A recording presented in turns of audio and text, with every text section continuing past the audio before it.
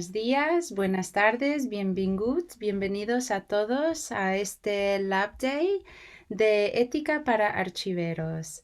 Estoy muy orgullosa de poder estar aquí, hacer esta bienvenida a todos.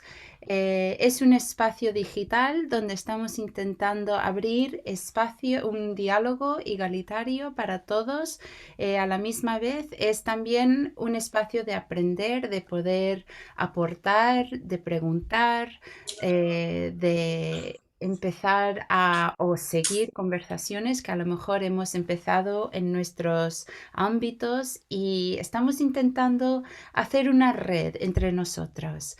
Muchas gracias a todos por estar con la ICASUV, la ICASV. Yo soy Rosa María Cisneros, que estoy con la Universidad de Coventry en el Reino Unido. Tenemos un Lab Day hoy que tenemos unas invitadas de varias partes del mundo. Tenemos a Pepita Raventos, que está en Lleida, en Cataluña, Luisa Fernanda Mesa Alemán, que está en Bogotá, Colombia, y María Celina Flores, que está en Argentina. Veo que tenemos también a otros invitados y estoy súper contenta poder tenerlos en casa. Es un espacio nuestro, así que por favor usar el chat, la función del chat. Tenemos también un Padlet que habéis recibido el enlace. Es un espacio que podemos usar para seguir esta conversación y la idea es, esperamos, poder empezar una conversación con todos vosotros y seguir también. Sí, estamos haciendo un vídeo de este Lab Day. Y eso va a quedar en el público. Después de nuestro evento, vamos a enviarnos ese enlace para que podáis también compartirlo con vuestras compañeras, compañeros, vuestras redes, para también mirar porque son temas muy grandes y ya vamos a ver que podemos estar aquí no solo una hora y media, sino dos, tres días, 4 días, y son temas que podemos seguir hablando. Así que muchísimas gracias. Estoy súper orgullosa de formar parte del equipo. Em, yo no trabajo, no formo parte de la ICASV, del el Consejo Internacional de Archivos. Yo estoy ayudando a Gabriel, a Caroline y a Ellen pensar en estos temas. Así que sí tengo un conocimiento de los archivos, de la ética, del patrimonio cultural, de trabajar con comunidades, pero hoy estoy entrando en esta conversación dentro de un proyecto que lleva que las tres, Ellen, Caroline y Gabriel, están llevando. Y para ese proyecto están intentando destacar, pensar en las tres ejes de archivos, ética y comunidades, archivo, ética y la sociedad civil, y también los archivos, ética en la práctica. Otra vez, son ejes y ideas muy grandes, muy amplias, pero espero que hoy podamos empezar a tener diversas perspectivas en el espacio para también seguir aprendiendo eh, sí, y también críticamente aportando y pensando en estas ideas. Así que sin hablar mucho, porque ya he dicho mucho, vamos a empezar nuestro Lab Day. Muchísimas gracias, Pepita, Luisa y María Celina, por estar aquí. Y también veo que tenemos a Silvia, a Henry, a Gabriel y a Ellen, y a Kozer, que es mi compañera del Coventry University, que nos está ayudando con el lado técnico. Muchas gracias por estar aquí. Sí, bueno, empezamos el día. Em, eh, Creo que podemos empezar con Pepita. Pepita, no sé si quieres situarnos de dónde estás ahora, bueno, en Lleida, el instituto, un poco quién eres y la perspectiva y un poco de tus ideas sobre éticas y archivos. Sí, Pepita. Gracias, Rosa. Bien, por comentaros, mi nombre es Pepita Raventós. Como podéis leer, yo soy la responsable del archivo y gestión de documentos de la Universidad de Lleida. La Universidad de Lleida es una universidad chiquitina, no es muy grande, tiene alrededor de unos 10.000 estudiantes, 10.500. Es de reciente creación, en el año 1991, aunque sí que tiene una larga trayectoria como estudio general que se constituyó en 1297 como una universidad, como estudio general de la Edad Media, ¿no? O sea, y se recuperaron precisamente los estudios universitarios, cerraron en el siglo XVIII, se recuperaron en el año 1968, el famoso 1968, pues aquí se reiniciaron los estudios de Derecho, de Agricultura y se continuaron los de Educación. Entonces, el archivo realmente se constituyó bastante más tarde, en el año 2004. Podéis imaginaros la complejidad de diferentes fondos y diferentes trayectorias que han precedido pues, precisamente a la universidad que somos actualmente. Pero precisamente a mí me llamó la atención y casi introduzco precisamente mi participación en el Lab Day, solamente por dejar paso también a mis compañeros que expresen también su voluntad y bueno, lo que ellos opinen. Me parece que es importantísima esa ética y sobre todo a nivel profesional, pero sobre todo por compartir a nivel de comunidad a la hora de constituir los fondos documentales que constituyen el patrimonio documental de la universidad. En la construcción de esa memoria precisamente es muy enriquecedora, muchísimo, toda esa captura que puedas hacer de experiencias de personas que han convivido, tanto anteriores como actuales, como perciben precisamente la realidad que nos toca vivir y, por tanto, que puedan aportar respecto a esto, ¿no? A la constitución de este patrimonio. Y para mí hay una cuestión que la he puesto en el Padlet, que os recomiendo que leáis, y es precisamente en la ética profesional hay una cuestión que a mí me llama especialmente la atención y que me gustaría poner encima de la mesa y, en todo caso, si nos diera tiempo, compartir y debatir entre nosotros. Mi cuestión es si la tecnología archivística es éticamente cuestionada por otro tipo de tecnologías en las organizaciones, en este caso las universidades, y si esta cuestión ética es bidireccional. ¿Vale? Yo casi, Rosa, me quedaría aquí y daría paso a quien me siga. Sí, gracias. Creo que Luisa, no sé. Sí, bienvenida. Gracias, buenos días. Buenos días. Bueno, pues nosotros tenemos preparados unos slides. Perfecto. Desde la Universidad de los Andes pues hemos trabajado el tema con Henry, que nos acompaña hoy. Y nosotros en la universidad, primero que todo estamos en la Universidad de los Andes. Aquí colocamos un mapita para que nos ubiquen un poco. Entonces está Colombia, nosotros estamos en la capital de Colombia, que es Bogotá. La misión de esta universidad, la universidad es relativamente nueva, al igual que nos comentaba Pepita, esta universidad también tiene 73 años de fundación. Eso la hace realmente versus otras universidades del país y en general del mundo, pues una universidad muy nueva, y es una institución, en su misión nos resalta que es una institución autónoma, independiente. Acá siempre se busca el pluralismo, la tolerancia y el respeto por las ideas. Esta universidad se creó en un momento coyuntural de la historia de Colombia, que fue en 1948, donde empezó una ola de violencia muy fuerte a nivel político. y en ese momento el país contaba con universidades básicamente que pertenecían o apoyaban ciertos partidos políticos o hacían parte también como de grupos religiosos. La universidad nace como una universidad privada que desde el principio se manifiesta como apolítica.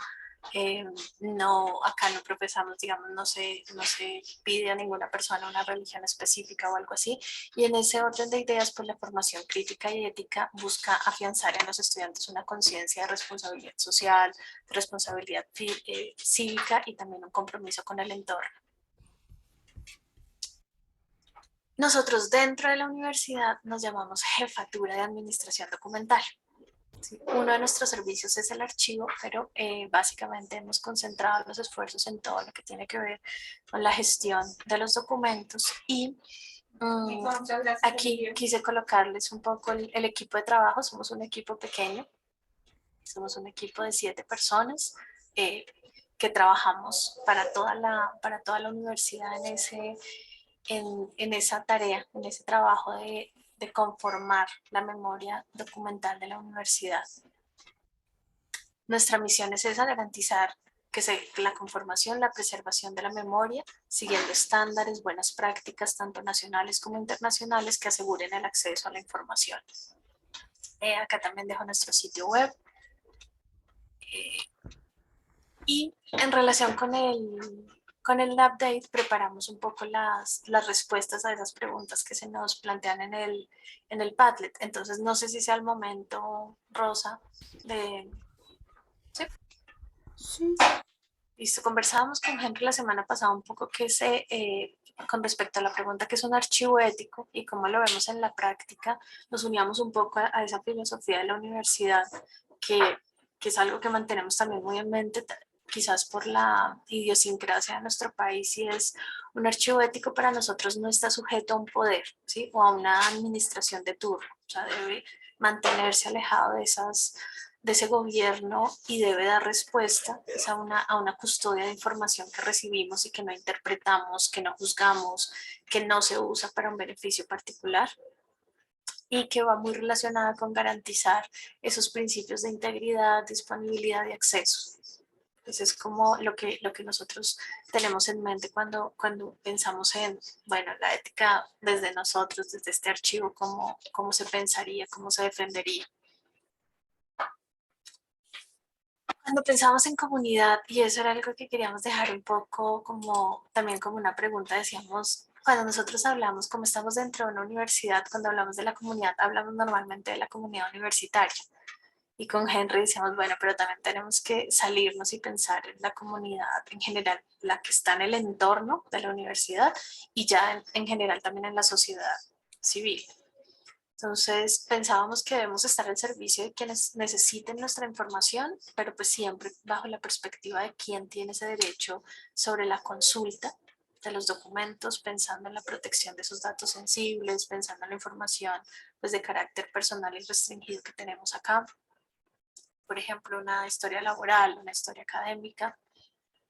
También dependiendo del momento del archivo, pues pensamos en qué tanto es el alcance, ¿no? Si es local, si es regional, bueno, hasta qué punto, digamos, va creciendo como el alcance de la documentación que nosotros conservamos aquí. Y lo que les decía un poco al principio, aunque nos situamos en un archivo universitario con un alcance específico que es nuestra comunidad, pues pensamos también que el impacto en la comunidad de influencia en la que está en el entorno de lo que nosotros conocemos como Fenicia, pues estaría, y es un tema que nos pusimos como sobre la mesa, y debería estar también pensado como en esa comunidad, llevando información sobre ética, de la información, valga la redundancia, sobre datos personales y sobre temas que ya hacen parte de la cotidianidad, pero que quizás no son tan cercanos para la comunidad de Fenicia. Cuando piensas en archivos, ética en práctica, bueno, ¿qué viene a la mente? Garantizar esos principios de los que hablábamos, integridad, accesibilidad y disponibilidad, pero adicionalmente pensarnos, yo le decía a Henry, no pensar todo el tiempo como el archivo como esa institución o como ese lugar, sino también pensar nosotros que trabajamos que tenemos esta responsabilidad, cómo posibilitamos que los archivos se pongan a disposición de quien requiere consultarlos y quizás cómo dar un paso adelante para aportar también en la construcción, en la custodia de otros archivos que pueden estar en peligro. ¿Sí? Conectándonos un poco más con la academia, ¿sí? Con los académicos que salen y conocen un poco más de cerca la realidad del país, que hacen proyectos a nivel nacional. Entonces decíamos cómo situarnos también en una posición de poder dar elementos, ¿no? y brindar herramientas para que, podría decirse, haya como un mejor uso de los archivos. Y un próximo paso radical para los archivos, pues Henry especialmente me decía como la normalización. Para nosotros el tema de la normalización entendía como unos mínimos que permitan hacer a los archivos un poco más interoperables. Acá siempre hemos tenido como en Colombia y particularmente en esta universidad, pues están siempre separadas como las bibliotecas de los archivos. Y las bibliotecas son mucho más dinámicas, las bibliotecas en términos de tecnología, de servicios, de un dinamismo hacia sus usuarios. Sentimos que siempre van mucho más rápido que nosotros y ya tienen solucionado, por ejemplo, este de la interoperabilidad, pero como archivos nos hemos quedado cortos, entonces pensamos que ese sería un paso importante. Y también tener la tecnología al servicio de los archivos y de los usuarios, un poco conectado con el punto de la normalización. Y ya, este es un poco el campus de la universidad, que pues bienvenidas todas, ojalá para que lo conozcan. Muchísimas gracias, Luisa y Henry, por vuestras aportaciones. Qué bonito campus. Ya, y hablando de la tecnología, mira ese reloj ahí. Qué bonito, sí, sí. Muy bien, María Celina, le paso el micro. Bueno, buenos días, buenas tardes. Uy, corto, ahí está. Bueno, no, a mí, bueno, antes que nada voy a presentar un poquito Memoria Abierta y después me gustaría retomar algunas cosas a partir de lo que dijeron las compañeras. Memoria Abierta, y acá es como un sapo de otro pozo, como decimos en la región, en este grupo, es una asociación coordinadora de organismos de derechos humanos. Los organismos de derechos humanos históricos en la Argentina, como Madres de Plaza de Mayo, línea fundadora, Abuelas de Plaza de Mayo, el Centro de Estudios Legales y Sociales, la Asamblea Permanente, bueno, muchos de los organismos que se crearon unos años antes y durante la última dictadura militar, fundamentalmente organismos creados por familiares y por propias víctimas de la última dictadura militar, con el objetivo de buscar la verdad, la justicia y la memoria sobre lo que ocurrió durante esa última dictadura. Esos organismos que trabajaron muy fuerte durante la propia dictadura militar y posteriormente en juntar denuncias, en reclamar justicia, en visibilizar lo que estaba pasando hacia afuera, en el año 2000 creyeron que era momento de crear como una organización que pudiese empezar a pensar el tema de la memoria y la transmisión intergeneracional, ¿no? Y en algún punto ahí nace Memoria Abierta, con esta idea de que sea un lugar que se empiece que empiece a pensar desde lo profesional algunas cosas vinculadas con el ejercicio de la memoria, y claramente ahí los archivos fueron como la columna vertebral, ¿no? del trabajo de la institución, ¿no? Yo contaba la otra vez, bueno, Memoria Abierta nace con 3 líneas de trabajo. Por un lado tenía que ver con la creación de un archivo oral, que ya para el año 2000 en Argentina todavía no había un trabajo como muy fuerte, si bien se habían tomado muchísimos testimonios, sobre todo en el ámbito judicial, que fueron principal insumo para los juicios de crímenes de lesa humanidad. No estaba todavía la cuestión del testimonio más público, ¿no? Y en el ámbito de lo público, y entonces Memoria Abierta crea uno de los primeros archivos orales en Argentina, que empieza como con víctimas más directas, con también un poco el objetivo inicial es tomar testimonio de aquellas personas que ya estaban muy grandes, sobre todo las abuelas de Plaza de Mayo, que ya estaban como muy grandes, para poder transmitir esa historia de lucha, esa historia de búsqueda. Y bueno, después se fue como ampliando mucho, ¿no? Muchísimo los grupos a los cuales se empezaban como a incorporar, y hoy por hoy tenemos como una diversidad enorme de testimonios que permiten la reconstrucción de la memoria para diversos lados, ¿no? Además son relatos biográficos, son testimonios como muy, muy interesantes. La segunda línea tenía que ver con el tratamiento específico de los archivos. Por primera vez los organismos, y hablando esto de la ética de los archivos y demás, los organismos entienden que hay que darle un tratamiento específico, ¿no? Si bien los organismos han sido grandes archiveros, sin por ahí que se den cuenta, pero bueno, entendieron que había que pensar un programa para sistematizarlos y para tratarlos desde otra perspectiva, desde una perspectiva más profesional, y después se crea otra línea que tenía que ver con topografía de la memoria, que tenía que ver con la aplicación de la arquitectura, el reconocimiento y de las técnicas de la arquitectura en el reconocimiento territorial de la represión aplicada en el espacio, la reconstrucción de los centros clandestinos de detención que no existían, ¿no? Algo parecido a lo que podemos pensar como en otros países, como lo que fuera la reconstrucción de las fosas comunes, ¿no? Bueno, acá se hizo como, empezó también a aplicar otras técnicas, ¿no? de otras profesiones para ese trabajo de construir y reconstruir esas metodologías, justamente en este sentido, para trabajar a la memoria. Creo que un paso importante de lo que implica, de la decisión de los organismos de crear memoria abierta, es llevar todas esas cosas que se habían mantenido en el ámbito de la justicia a lo público, a la calle, como decimos nosotros, ¿no? Al ámbito de lo público, a las escuelas, a la educación, bueno, sacarlo un poco de ese ámbito que había tenido un gran avance hasta 1987, que había sido el ámbito judicial.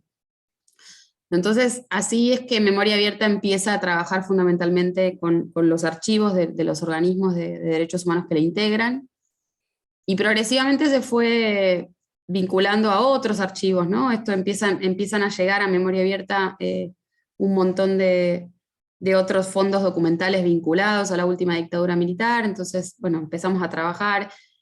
Tenemos un cambio como muy importante en el paso de ese trabajo, que tiene que ver con el acercamiento a la archivística, ¿no? Inicialmente, hablando de esto que hablaba Luisa, inicialmente Memoria Abierta entra profesionalmente muy vinculado a la bibliotecología para trabajar los archivos, y se trabaja más de un enfoque bibliotecológico.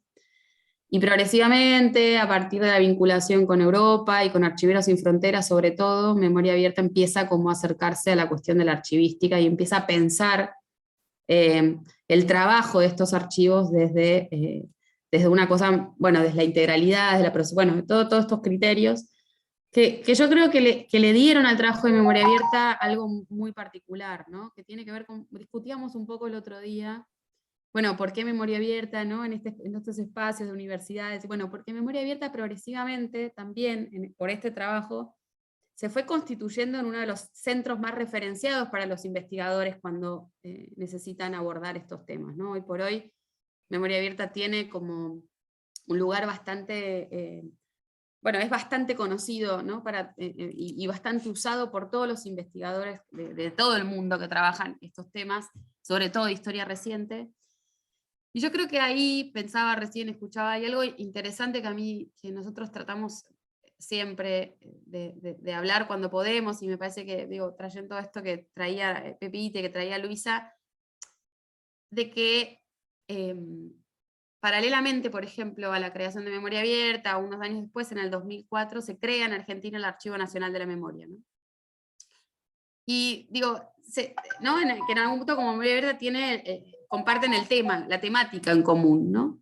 Pero lo que creo que Memoria Abierta ha podido como ir discutiendo a lo largo de su desarrollo y de su perspectiva archivística, tiene que ver con la diferenciación, o sea, con que el enfoque de investigación no influya en la forma en la que trata los archivos, ¿no? Digo, hay como una discusión ahí, me parece que a veces es interesante, es como a veces cuando los centros de investigación, ¿no?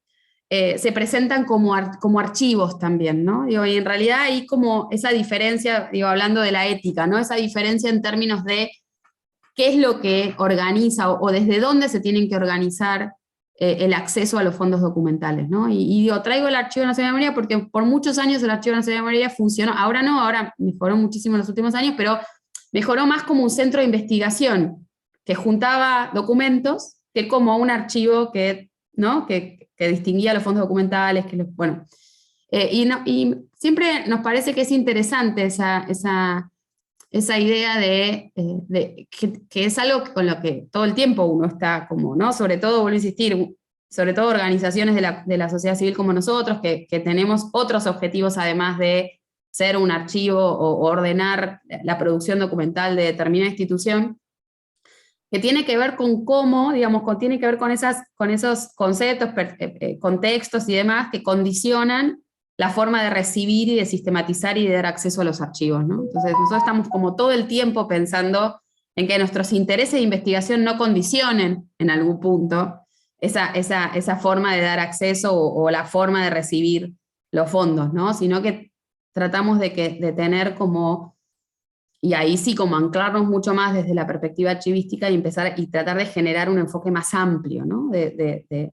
Y tratar de generar como en ese sentido un archivo más diverso, ¿no? Que pueda dar cuenta también de la diversidad, de memorias, ¿no? Sobre todo, por ejemplo, en ese punto ahí nosotros sí, como Memoria Abierta, tenemos un límite ético que tiene que ver con que no podemos ni justificar, ni dar lugar, ni recibir cosas que generen una apología a la violación de derechos humanos. Nosotros tenemos ahí como, o sea, tenemos sí un límite ético, pero después creo que una cosa interesante que ha podido ir haciendo Memoria Abierta tiene que ver con esto, como acercarse más, ¿no? Separarse un poco de su rol de investigador, de difusor y vincularse más a lo que la archivística profesionalmente nos permite, que tiene que ver con pensar la integralidad, pensar más allá de las preguntas contextuales del momento, ¿no?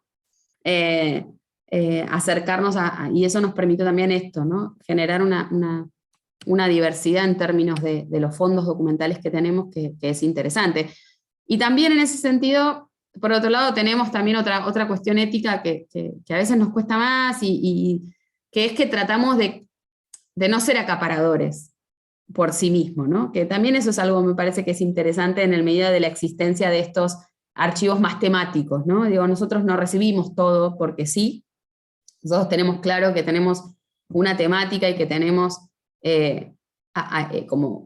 como un área específica, ¿no? Y entonces en algún punto estamos todo el tiempo haciendo bueno, este archivo tiene que venir a Memoria Abierta o es mejor que vaya al otro lugar que tiene, ¿no? Digo, también para poder mantener un poco lo que tiene que ver con la ¿no? En algún punto hablaba Luisa de la interoperabilidad de los archivos. Bueno, acá el tema, mantener el diálogo en los archivos, ¿no? Si nosotros empezamos a recibir y a ser acaparadores de un montón de archivos que por ahí pueden tener alguna parte vinculada a las violaciones a los derechos humanos, pero son más generales, bueno, al no permitirles ir a ese otro lugar en donde están los archivos con los que pueda dialogar, a veces también, ¿no? Eso también es una práctica habitual, a veces que vemos, ¿no? Como acaparadores de fondos documentales, sin tener como muy, ¿no? Bueno, sin aceptar que hay diferentes tipos de archivos y que está bueno que eso ocurra, ¿no? Y está bueno también que esos diferentes tipos de archivos, como en este espacio, dialoguen entre sí, ¿no? Pero bueno, en algún punto nosotros tenemos más ese tipo de dilemas éticos, ¿no? Que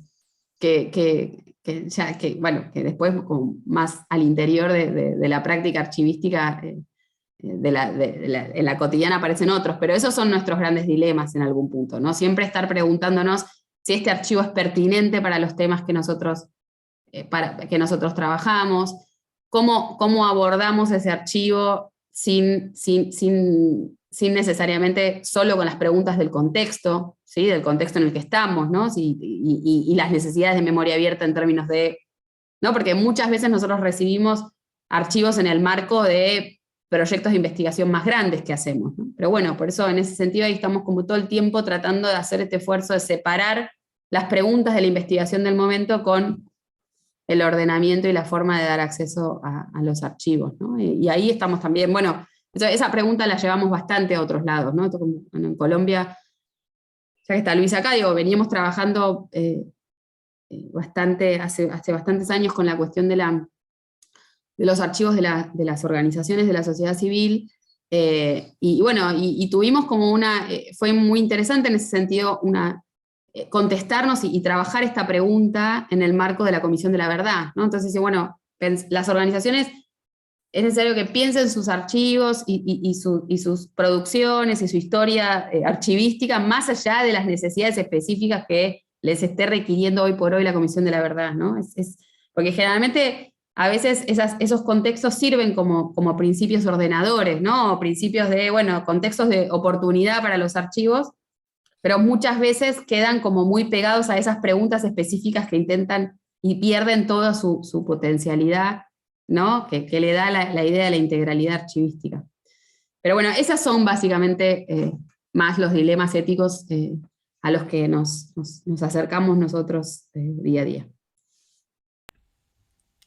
Muchísimas gracias, muchísimas gracias. Y bienvenida María Clara, bienvenida al espacio.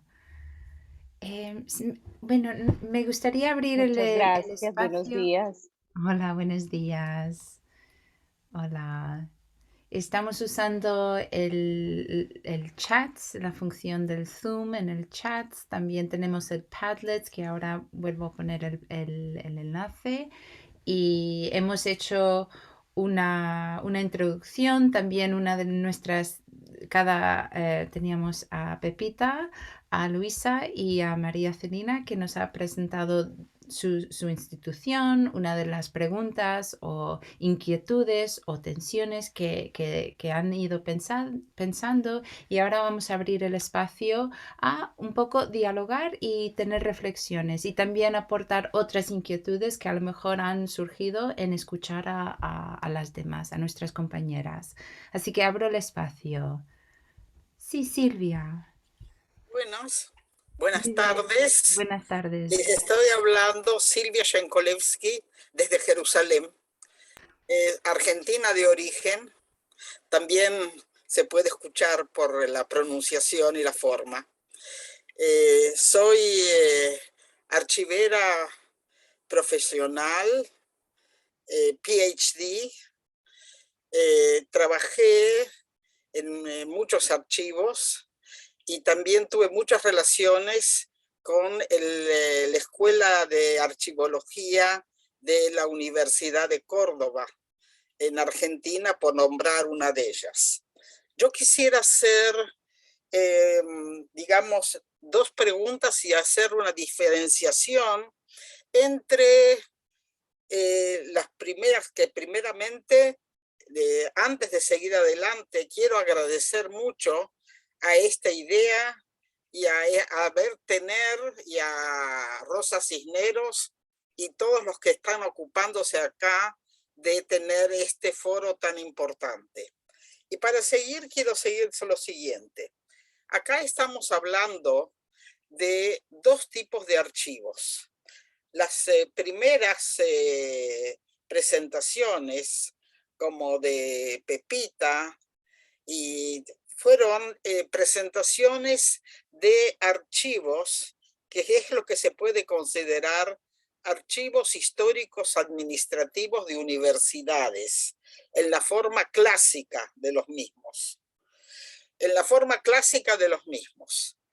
Lo que presentó después Memoria Abierta es lo que nosotros definimos como archivos históricos documentativos, que no son el archivo que presenta toda la administración y el trabajo administrativo y científico de una universidad determinada, sino que se llama documentativo porque documenta un tema determinado, y por eso es el archivo de la memoria. Y a ese archivo entra toda clase de documentación que corresponde a ese tema, como es el tema que presentó muy bien, ¿cómo se llama? María, ¿cómo es el nombre de la Argentina? Que se me pasó, no la veo acá. Bueno, no importa. Sí importa, la última que presentó. ¿Qué? ¿Cómo? Celina. María, ¿cómo? Celina. Celina, sí, que presentó es un archivo histórico documentativo que documenta la memoria, documenta la memoria de una época determinada de la dictadura.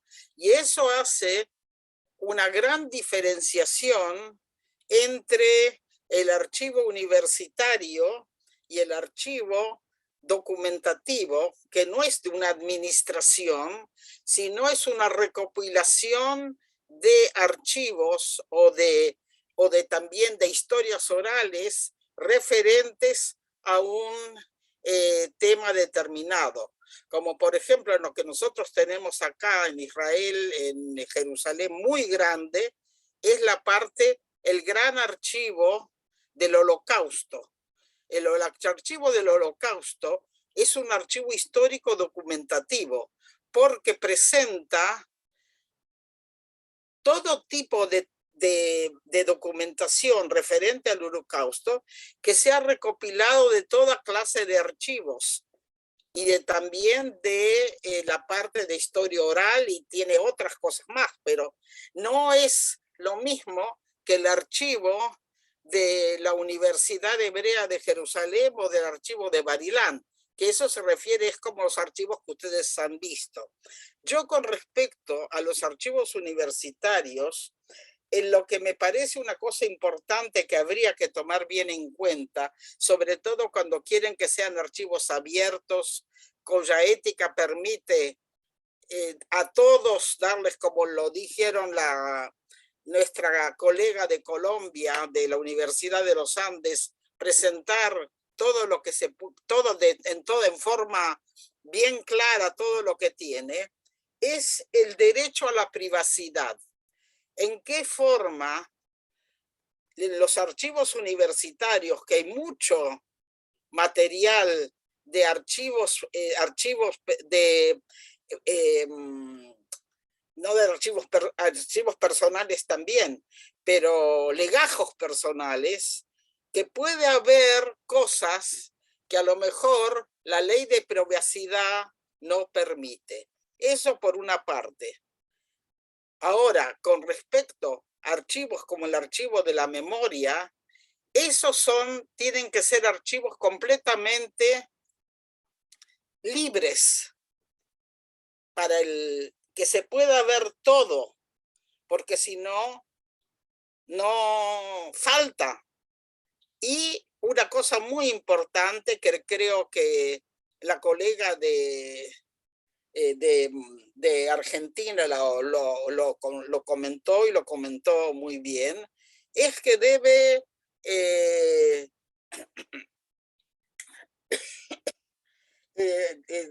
lo comentó, eso de no mezclar investigación con archivo, que por una parte tiene que estar el archivo disponible, el archivo documentativo disponible, y por otra parte, que no sea parte de un lugar de investigación, porque si no, ya se pueden empezar a tomar formas que son no exactamente sino que están dedicadas más a esto que a lo otro. Pero eso ya es parte de la ética y de la política que la institución histórica documentativa debe tomar. Por este momento les agradezco mucho el tiempo que me dedicaron. Muchísimas gracias por vuestra opinión, por estas también ideas y por las preguntas. Paso palabra a Pepita. Pepita, he visto la mano. Gracias, Rosa. Bueno, más que nada he levantado la mano porque cuando Silvia iba hablando, pues había ciertas cosas que realmente huían, ¿no? Respeto la opinión y precisamente a nivel de lo que ella está, la división a nivel de archivos que está haciendo, pero ahí creo que los archivos universitarios, al menos hablo por los que me incumben culturalmente, que es en mi país, o sea, tanto Cataluña como en España, ahí en los archivos universitarios sí que están partiendo de realidades, y creo que cada vez más, es tener en cuenta a nivel filosófico ese espacio-tiempo, esa secuencia de espacio-tiempo, superar esa noción de archivo histórico o archivo administrativo para realmente centrarse en un servicio más que presta, los presta dentro de la organización donde está, por tanto forma parte de la organización a la cual responde clarísimamente, y cuando digo responde, para nada no tiene en cuenta ese acceso público o ese derecho a la privacidad, precisamente porque es imposible no cumplir con el Reglamento Europeo a nivel de protección de datos.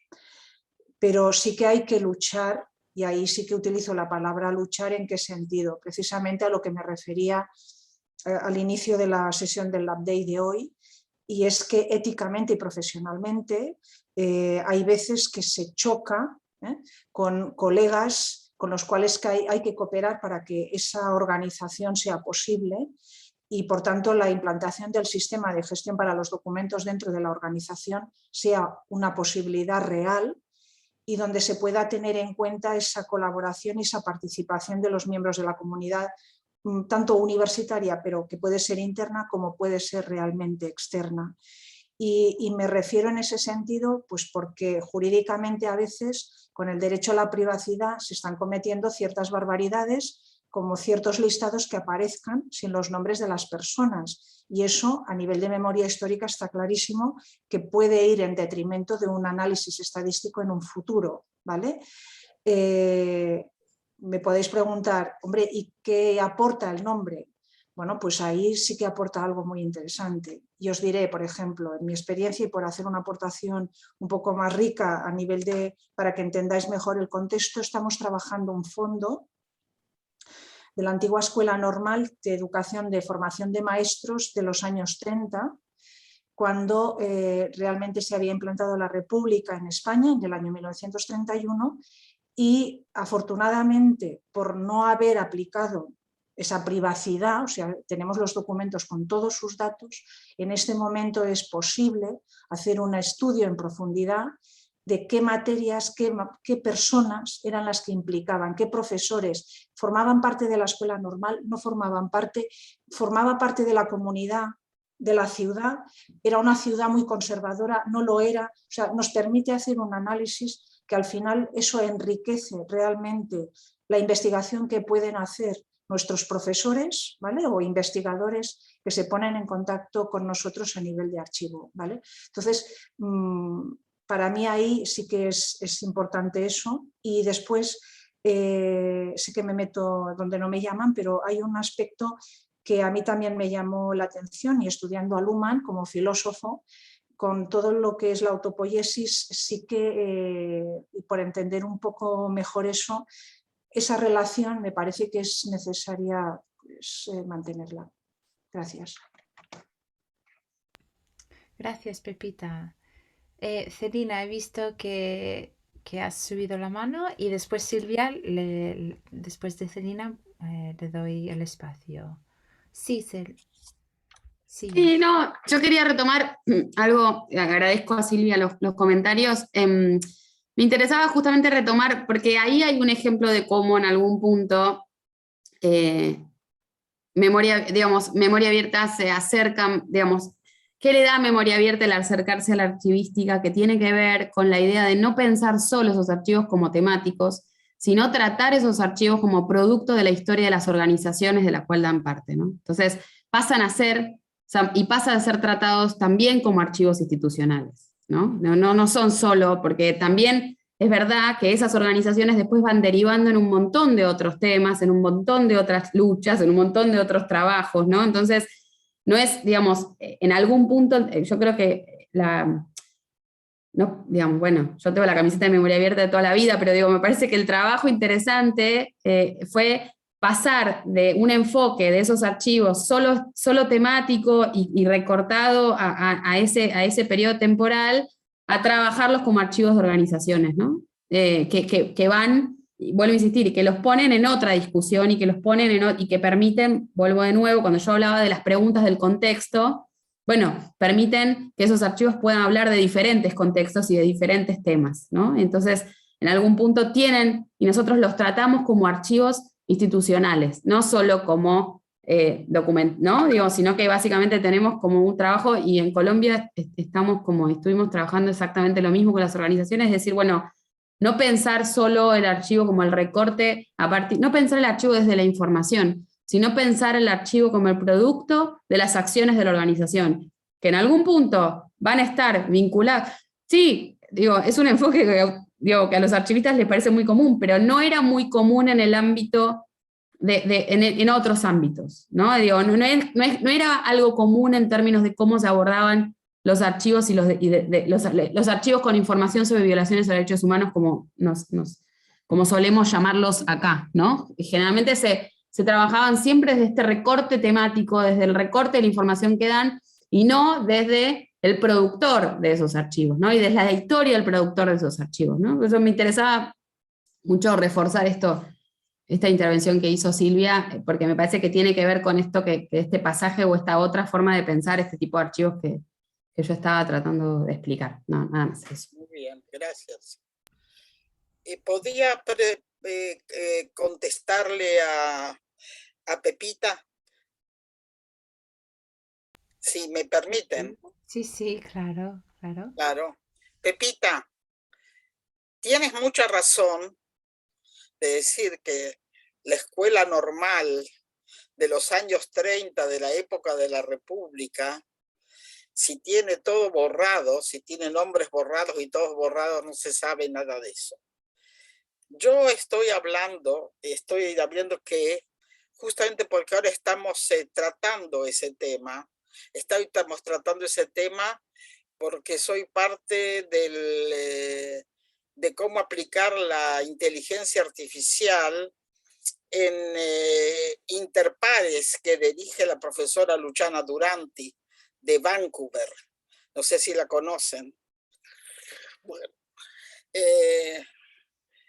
hay toda clase de métodos que permiten, por una parte, tener hasta una época de tener la documentación completa, pero cuando se trata de cosas actuales que todavía la persona vive, digamos, a veces depende del lugar donde se hace la legislación, hasta 70 años después de su fallecimiento, que hay cosas que el público no las tiene que saber o no les tiene que importar.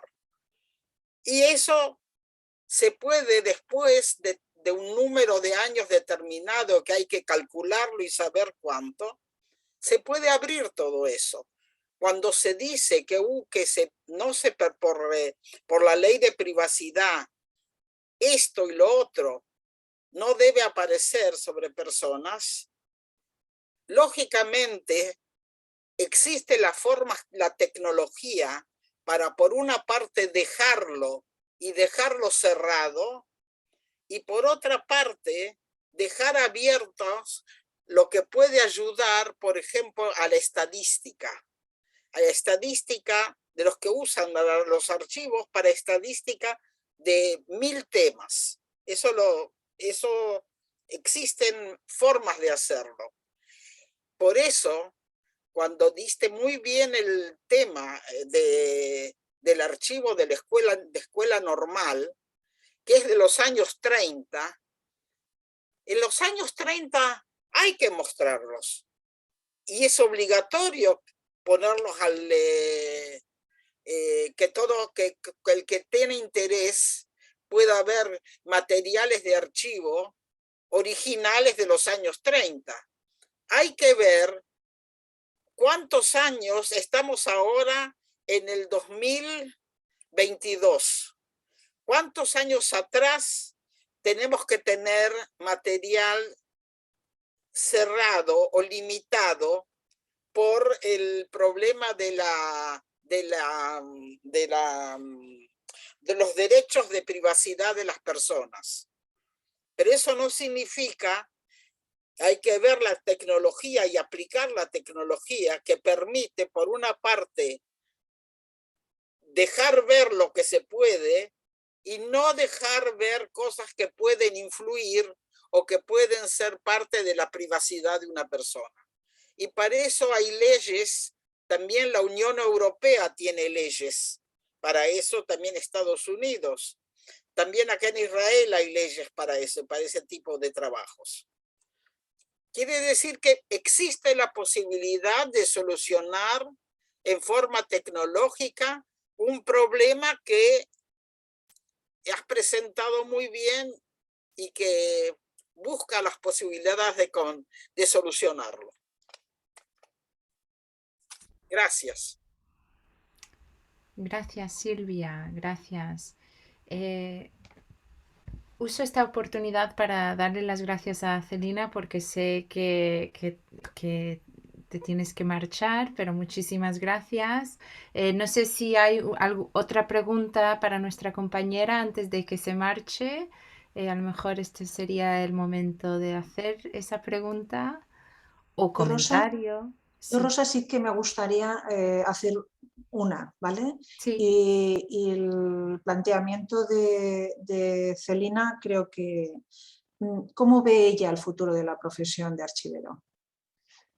Antes de que te vayas. Sí. ¿A mí? A ti.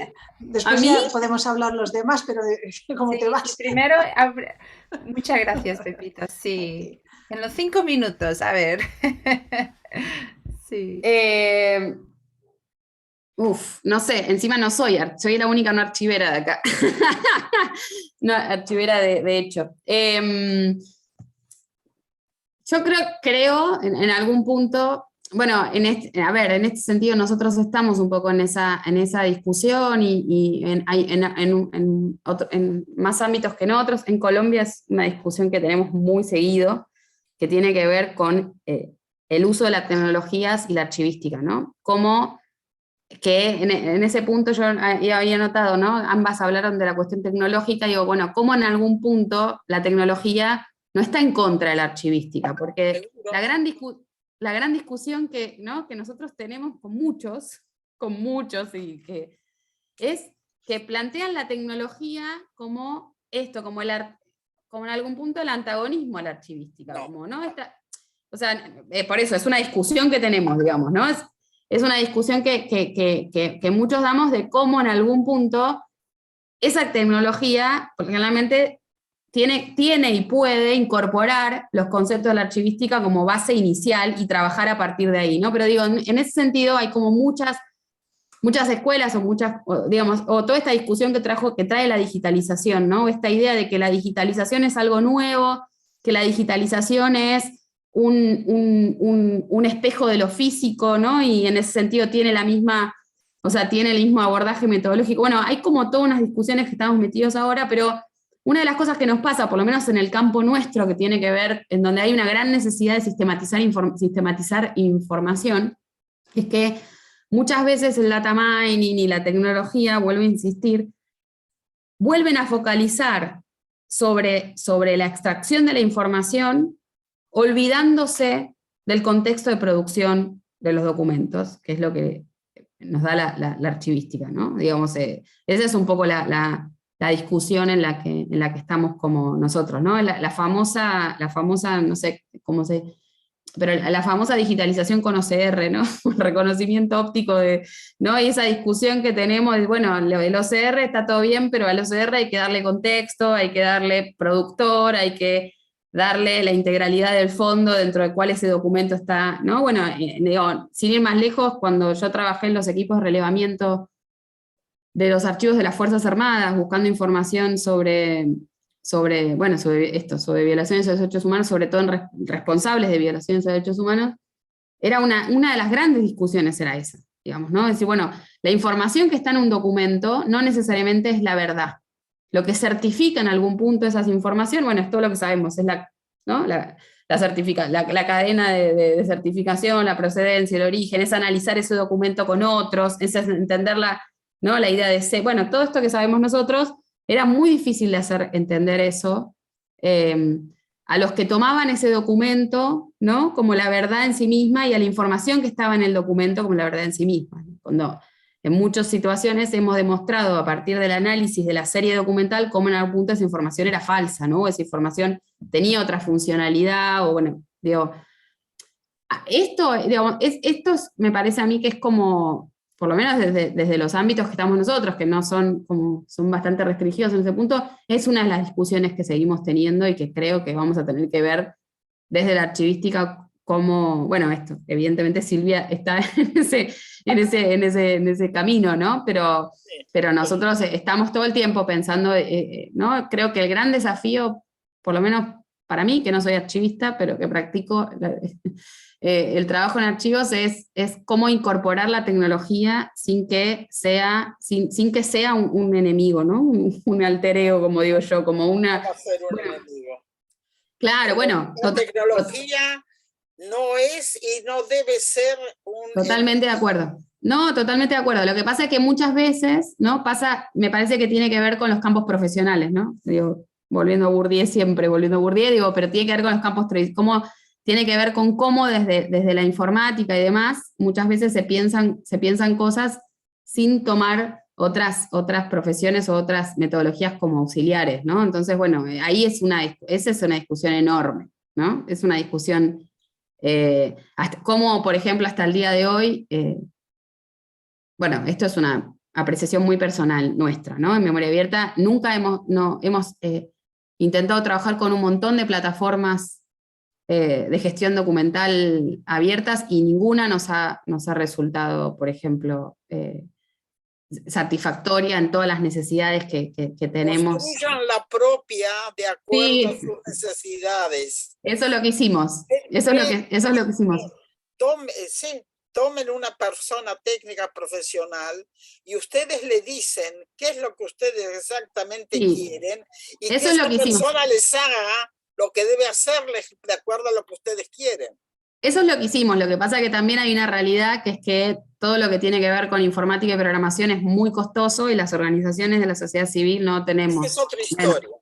No, bueno, es otra historia y no tan otra historia, ¿no? Porque tiene que ver con cuáles son las posibilidades, ¿no? Nosotros justamente estamos y empezamos en esta discusión, creo que los dilemas a los que nos enfrentamos en el futuro tienen que ver en gran parte con toda esta cuestión que hasta ahora creo que estábamos como un poquito, bueno, hasta ahora no, hasta hace unos 10 años teníamos la posibilidad por lo menos de escaparle un poco del costado, que tiene que ver con la tecnología y con la necesidad de involucrarnos, ¿no? Esto que sí, bueno, sí, nosotros tomamos la decisión después de probar con muchas plataformas de armar la propia, pero bueno, la estamos armando hace 3 años porque no tenemos fondos, entonces tenemos que ir buscando la forma de hacerla, ¿no? Entonces, nada, me parece que es un debate como fascinante, pero a mí me sigue interesando mucho este debate de un poco lo que hablaban de los datos, ¿no? De cómo se llega a los datos, ¿no? De las diferentes metodologías de abordar los datos, y cómo muchas veces para esos que hablan del data mining, qué sé yo, la archivística es algo que no existe, ¿no? Entonces, a mí esa es una discusión y es un desafío que me parece súper interesante, cómo poder demostrar que se puede reconstruir y se puede acceder a los datos desde la archivística, ¿no? Con tecnología, con lo mejor de lo mejor, pero bueno, creo que si me preguntas, Pepita, creo que ese es un gran desafío que tenemos por delante. Gracias, Celina. Y sobre todo con esto que estás comentando, hay un aspecto que me parece crucial e importantísimo, que es el documento de hoy es el documento del mañana y, por tanto, los datos van a salir de ahí. Si ese documento es fiable, íntegro, veraz, lo va a ser en el futuro si conseguimos que tenga la información que debe contener. Eso está claro. Gracias, Celina. Bueno, Luisa, a ti no te he preguntado, pero si quieres contestar también estará bien. Aunque está Henry aquí, pero... No me quería ir sin pensar, o sea, sin decir que creo que lo que dijo Celina es relevante. Bueno, cuando ella nos decía, la idea no es acaparar archivos por tener más, ¿no? Sino, sí, porque muchas veces llegan, no sé, ofrecen un archivo X porque es interesante y uno puede perder el norte en ese sentido e incluso actuar un poco desde la no ética, queriendo acaparar archivos que no te corresponden, que no obedecen al alcance, al objeto que tiene uno, ¿sí? Quizás sí a una buena voluntad, un deseo de conservar, de preservar, de poner a disposición, pero desde el lugar que no corresponde. Me parece muy interesante porque creo que se da y se da muchísimo. Me venían ejemplos internos acá de la universidad, me venían otros ejemplos a nivel de Colombia donde uno encuentra archivos donde menos lo esperaba, ¿no? Sí. Quizás algo de derechos humanos en una universidad ya que se enteró porque alguien casualmente le contó, o bueno, y creo que lo vimos en el congreso del año pasado, ¿sí? Cómo está todo tan disperso, digamos, justo por eso, ¿no? De pronto partiendo de una buena fe, partiendo de una buena intención, pero cuando hay que ser un poco más estrictos, ¿no? Quizás en ese criterio. Y la pregunta que tú hacías de cómo veo la profesión archivística. Bueno, yo tampoco soy archivista o archivera, realmente soy bibliotecóloga de formación y me acerqué a los archivos hace poco, pero más desde la perspectiva del servicio.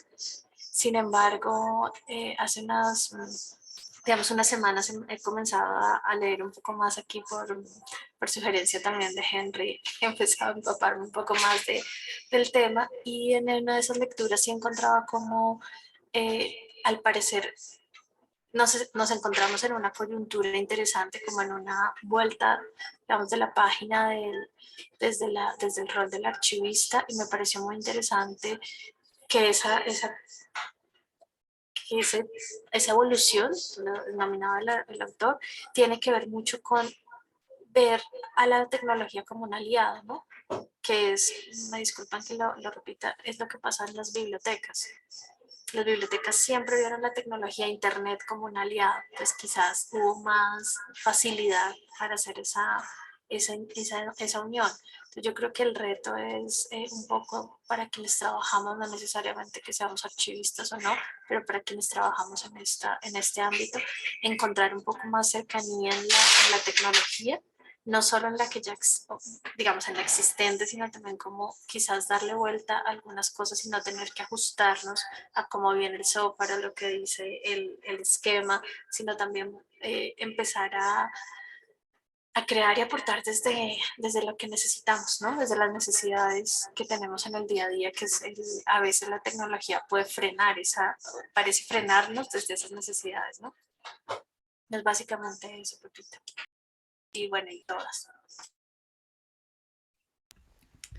Muchísimas gracias. Muchísimas gracias. Bueno, Pepita, creo que tienes que contestar la misma pregunta. Sí, es lo normal, te toca. Bueno, pues yo la veo más fuerte que nunca, pero la veo más fuerte que nunca precisamente por el reto profesional que tenemos delante, ¿no? Precisamente ahí creo que tenemos una tecnología muy robusta, y es verdad que hay que adaptarla a la realidad de las necesidades que nuestras organizaciones nos piden y de acuerdo con los fondos que acojamos. Ahí sí que a veces no depende exclusivamente de nosotros, pueden afectar otros factores sobrevenidos que por razones que no podemos controlar nosotros directamente, pues ahí sí que podemos tener donaciones o fondos que no son propiamente de la propia institución. Pero que eso puede ser importante verlo como un reto importante. Sí que puede en su momento tener dificultades, como decía Luisa, pero creo que precisamente los sistemas de información hoy en día, ese tipo de tecnología es la que nos está ayudando, ¿no? Como decía Silvia, pues tenemos todo el ámbito del data mining y de la inteligencia artificial, que creo que ahí nos va a abrir todo un porvenir muy importante, muy distinto del que ahora tenemos, pero sobre todo porque creo que el archivero tiene una figura aunque a veces eso se asociaba pues, a una edad longeva del documento, en realidad no es una edad longeva, sino que es una vida constante y continua desde el momento que se ha generado ese propio documento a nivel de la institución. Y si sabemos darle esa integridad, fiabilidad y veracidad, pues nos van a ver precisamente que nuestros sistemas o el trabajo que aportamos a esos sistemas de información es imprescindible, ¿vale? ¿Por qué? Pues porque le aportamos ese valor que tal vez le faltaría a la tecnología informática. Al final, eso será un medio, pero hay un fin. Y ahí creo que ahí sí que puede haber una aportación interesante respecto a lo que debemos hacer, pero nos lo debemos creer. Y ahí el lema que el año pasado adoptó el Consejo Internacional de los Archivos para mí creo que es fundamental, que es el empoderarse, ¿no? O sea, los archiveros debemos empoderarnos realmente en decir que nosotros somos capaces de hacer eso. ¿Y por qué somos capaces? Pues porque precisamente dominamos una tecnología que no la domina nadie más, que es nuestra ciencia, que es la archivística, ¿no? Así es. Por tanto, sí que creo que ahí todos los puntos de vista pues hay que analizarlos y ver en qué circunstancias se dicen, porque eso sí que puede dar una aportación en un momento dado, pero cómo hacerla crecer es ahí otro reto, que ahí para mí sí que es una cuestión ética, porque tiene que salir de la misma profesión, no puede salir de otras profesiones, sino que tiene que salir de nuestra profesión. Por tanto, tenemos futuro. Sí, muchísimas gracias. Soy consciente de que estamos llegando a nuestro tiempo juntos y no sé si alguna otra persona quiere aportar algo, otro comentario, una pregunta. Abro el espacio. María, Henry, Silvia, Ellen. Si me permiten, Sí. quisiera agregar algo, sobre todo sobre lo que dijo Pepita, y algo en general, y después yo también tengo otros compromisos, y a las 5 de la tarde me tendré que retirar, no falta mucho.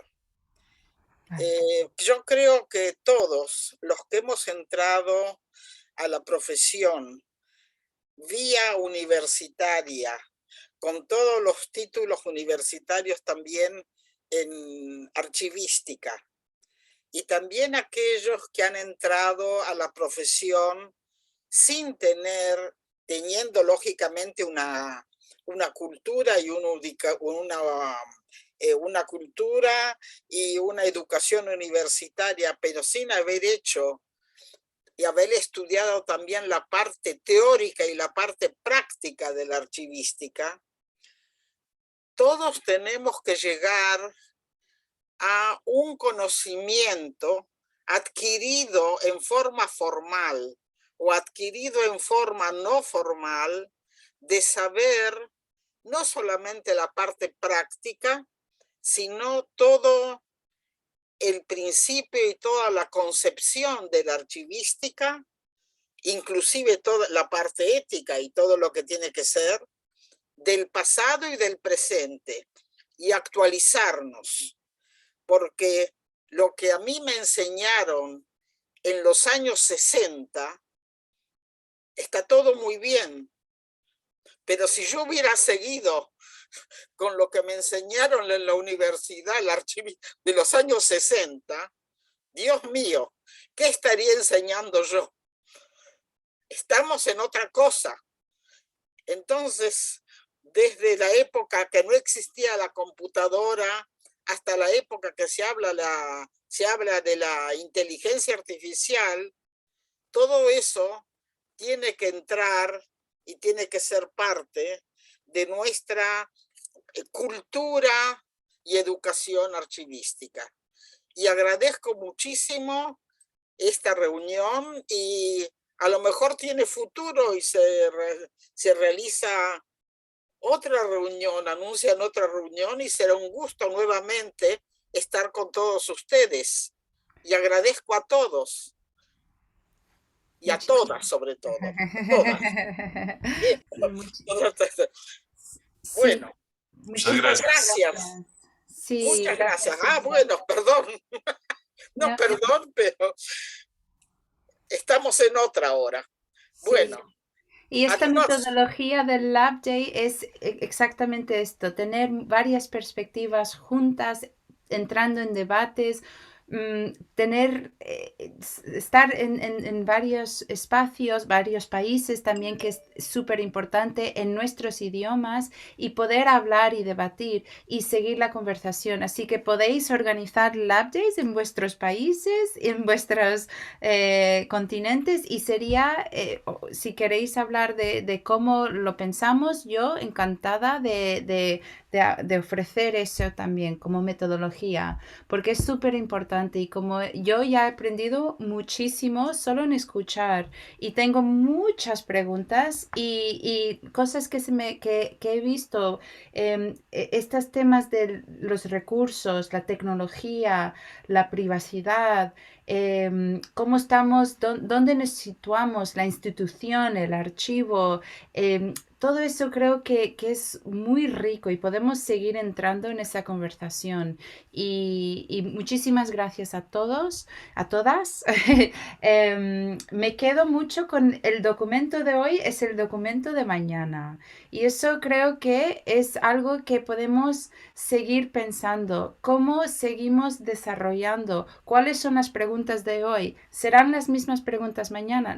No lo sabemos, pero tenemos que seguir reflexionando, pensando, debatiendo, pero eso sí, siempre como hemos hecho hoy, con mucho respeto, con mucho amor, con mucho cariño, y hablando de esas inquietudes como también espacios de una potencia de poder seguir desarrollando nuestros espacios y nuestras mentes. Así que muchísimas gracias. Seguimos en contacto.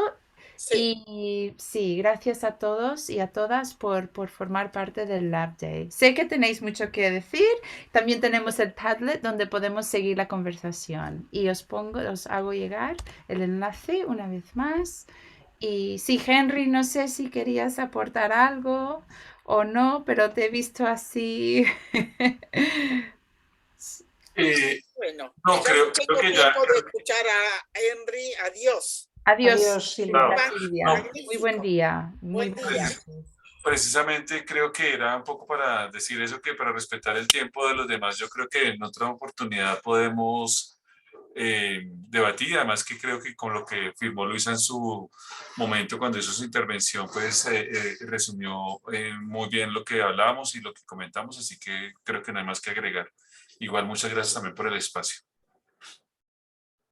A usted, muchísimas gracias. Así que, como siempre, termino un Lab Day con musiquita, así que Kauser, no sé si nos puedes poner, sí, un poco de musiquita. Muchísimas gracias y buen día, buenas noches, buenas tardes. Gracias. Chao a todos y todas. Chao, gracias a todos. Gracias. Muchas gracias.